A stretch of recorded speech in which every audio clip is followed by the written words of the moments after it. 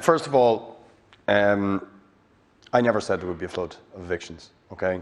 I let Deputy Barry, and neither did I say it today, by the way. So I let Deputy Barry speak for himself, but I never said it, Dara. What I did say... The member said, so I will withdraw that. So I've regard for Deputy Boyd Barrett. It was someone, it may have been Deputy Barry, but there was a lot of, but I will withdraw that comment.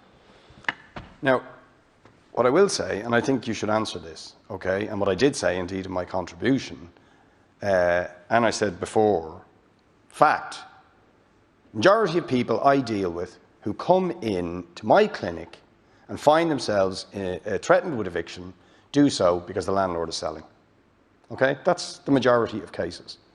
It's not a flood, but it is a constant flow of people into my clinic, of all ages and so on. Now, it certainly was the case that as a result of the eviction ban during the sort of heavy period of the lockdown, that the numbers of people homeless declined. Going into homelessness declined. Okay? That's a fact. And logically, it follows that when you lift that ban, those sorts of cases start to rise again. The numbers, you know better than I do. I'm not saying it's a flood, but people who were protected are no longer protected. Now, the question specifically in terms of this amendment is this, okay? If you read, go on Citizens Information right now, I have it in front of me, and look at level 3 restrictions. Okay, you're not allowed to go out of your county. So if I have to go and look for, if I live in Shankill and my landlord decides to put me out, one of the places you have to look for places, if you live in Shankill, is over the county border into Bray, right? Because you won't get anywhere heading back towards Dunleary because it gets more and more expensive, totally out of reach. You might, if you're lucky, get somewhere in Bray. But you can't under level 3. You can't leave Shankill to go to Bray to look at an apartment, which, by the way, would be hard to find even in Bray, but you wouldn't be allowed.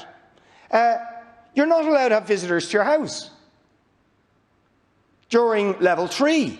Never mind level 4.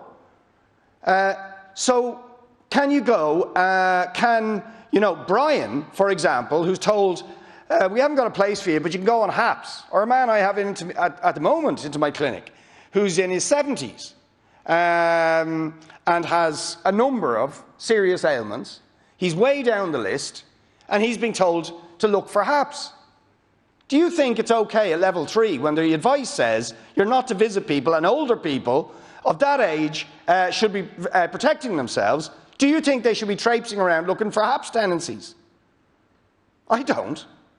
Right? I think that is it's actually contradictory to the public health advice to do that. They shouldn't be doing it. But if someone like that is evicted because they're not protected during this period, you are endangering their health. You are encouraging them to do things which are in breach of the public health guidelines that the same government is imposing and endangering their health.